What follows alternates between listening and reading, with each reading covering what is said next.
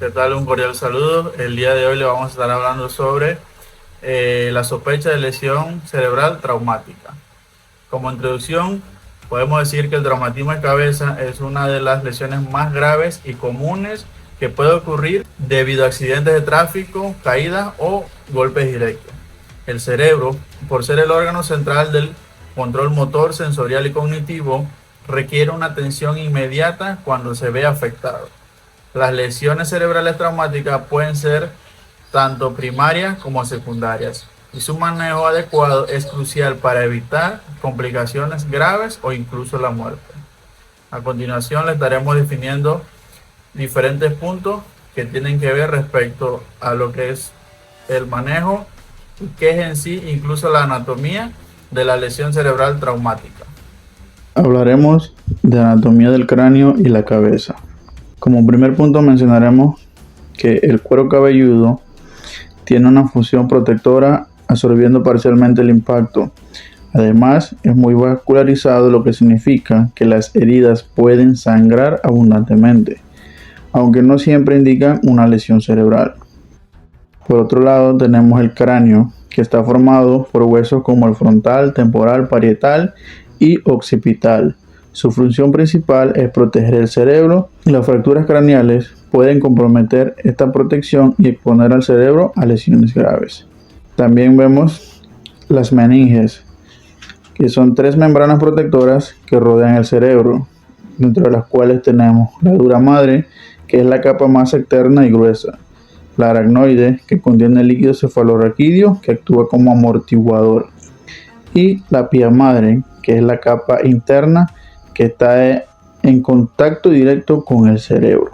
A continuación les estaré hablando sobre la fisiología del sistema nervioso y la circulación cerebral. Abordaré brevemente 4 puntos, que son los siguientes. El flujo sanguíneo cerebral. El cerebro recibe sangre a través de las arterias carótidas internas y vertebrales, formando así el círculo de Willis o el polígono de Willis. Un flujo sanguíneo adecuado es vital para el suministro de oxígeno y nutrientes al cerebro. Si este flujo se ve interrumpido, como en el caso de hemorragia o coágulos, se produce un daño cerebral. Por otro lado, veremos el drenaje venoso central. El drenaje venoso central del cerebro se realiza a través de las venas cerebrales que llevan la sangre desoxigenada de vuelta al sistema venoso general. Cualquier obstrucción en este sistema puede llevar a un aumento de la presión intracraneal. El siguiente punto es el oxígeno y el flujo sanguíneo. El cerebro depende de un adecuado suministro de oxígeno para mantener su función. La hipoxia, que es la falta de oxígeno, o hipercapnia, que es el exceso de dióxido de carbono, pueden agravar las lesiones cerebrales, mientras que el aumento o la disminución excesiva del flujo sanguíneo también pueden causar un daño. Circulación sanguínea. Tenemos que la circulación cerebral debe ser constante para evitar isquemia, que es la falta de sangre, o hipoxia, que como lo mencionamos anteriormente, es la falta de oxígeno.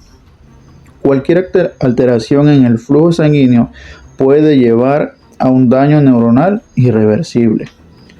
A continuación, mi compañero Felipe Ruiz les estará hablando sobre la fisiopatología de las lesiones cerebrales traumáticas.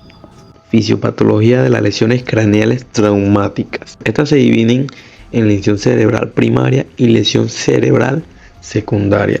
La lesión cerebral primaria ocurre en el momento del trauma antes que se inicien los procesos patológicos adicionales, como traumatismo craneoencefálico leve. Este se da por golpes o caídas con síntomas menores o sin pérdida de la conciencia significativa.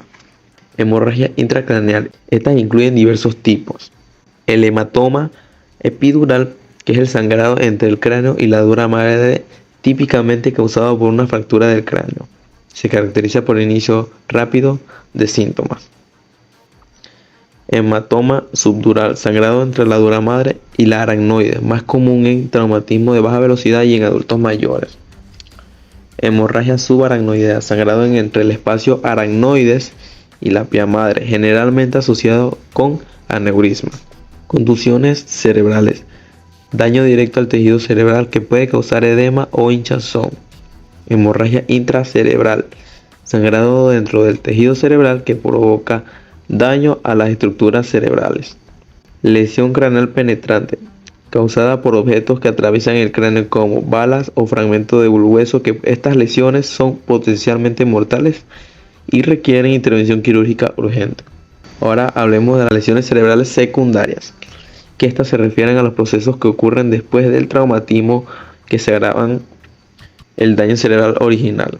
En las causas intracraneales, que serían la hernia cerebral, desplazamiento del cerebro debido a un aumento de la presión intracraneal, isquemia y edema cerebral, reducción en el flujo sanguíneo o acumulación de líquido en el cerebro que aumenta la presión. Efecto masivo, un daño generalizado que afecta a varias áreas del cerebro. Y obstrucción venosa, que impide el drenaje adecuado de la sangre, lo que aumenta la presión intracraneal. Las causas extracraneales, como por ejemplo hipotensión, baja presión arterial que reduce el flujo del sanguíneo cerebral. Hipoxia e hiperoxia. La falta de oxígeno o el exceso pueden agravar el daño cerebral. También está la que podría ser la anemia, que es la disminución de la hemoglobina que impide el transporte adecuado del oxígeno. Coagulopatías, dificultad que para formar coágulos que puede generar hemorragias masivas. Convulsiones pueden ser una causa secundaria de daño cerebral debido al aumento de la actividad eléctrica. Ahora hablemos de física de trauma. El impacto en la cabeza genera una transferencia de energía que se distribuye a través del cráneo y el cerebro. El trauma cerrado puede causar lesiones por compresión o deformación del cráneo, mientras que el trauma penetrante introduce material externo que puede dañar directamente el tejido cerebral. Además, el movimiento rápido del cerebro dentro del cráneo, como en caso de una aceleración y desaceleración brusca, puede causar lesiones axonales difusas. Ahora le corresponde hablar a mi compañero Gerardo.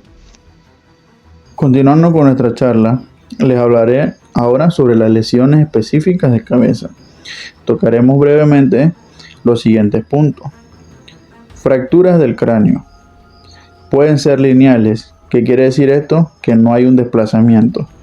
Pueden ser depresivas, en las cuales sí hay un desplazamiento hacia el cerebro. O también pueden ser penetrantes, con objetos que atraviesan el cráneo.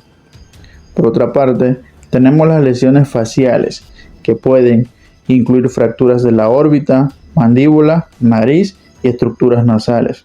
Estas lesiones, aunque dolorosas, no siempre comprometen directamente el cerebro. También vamos a tener lo que son las lesiones laríngeas, que pueden ocurrir por compresión o trauma directo, resultando en dificultad para respirar o hablar. Lesiones de los vasos cervicales. El daño a las arterias carótidas o a las venas yugulares puede resultar en hemorragias graves y alteración del flujo sanguíneo hacia el cerebro, lo que puede agravar el traumatismo cerebral. Ahora hablaremos de un esquema sobre el manejo de la sospecha de lesión cerebral traumática. Si nosotros sospechamos un trauma craneoencefálico, guiándonos con el Glasgow, si es igual o menor a 8, se debe considerar la necesidad para la vía aérea y aplicar oxígeno para mantener una saturación igual o mayor al 94%. De no tener un Glasgow igual o menor de 8, igualmente aplicar oxígeno para mantener la saturación igual o mayor al 94% y dar ventilaciones asistidas. Deberíamos ventilar en adultos de 10 a 12 por minuto, en niños de 25 ventilaciones por minuto y en lactantes 30 ventilaciones por minuto. Controlar también las hemorragias externas si presenta. Iniciar transporte al centro ideal. Debería tener una cobertura neuroquirúrgica y tomografía computarizada funcional. También mantener una reanimación con líquidos intravenosos. Se debe mantener una presión arterial sistólica igual o mayor a 110 milímetros de mercurio. Tratar las convulsiones. Se debe utilizar benzodiazepinas tituladas por vía intravenosa. Comprobar el nivel de glucosa en sangre y si hay signos de aumento de la presión intracraneal.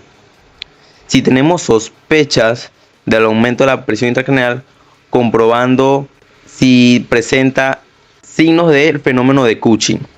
De no presentarlos, continuaremos con el transporte. Y de sí presentarlo, quitar el collarín cervical, dar sedación, que sería con ajustar a pequeñas dosis de benzodiazepinas por vía intravenosa. Si hay parálisis, considerar un agente bloqueante neuromuscular de acción prolongada, becuronio. Y osmoterapia, considerar manitol de 0.25 a 1 gramos por kilogramo de peso, si los protocolos lo permiten. Y hiperventilación leve controlada, y esta debería darse ventilando en adultos a 20 por minuto, en niños 25 ventilaciones por minuto y lactante 30 por minuto. En conclusión, el manejo de un traumatismo de cabeza implica un enfoque rápido y sistemático. Reconocer las lesiones, tanto primarias y secundarias, para así evaluar la anatomía, fisiología cerebral y comprender la física del trauma es crucial para brindar un tratamiento adecuado al paciente. La identificación temprana de hemorragias intracraneales o como control de la presión intracraneal y prevención de causas secundarias como hipoxia o hipotensión son esenciales para evitar complicaciones graves y poder salvar la vida del paciente.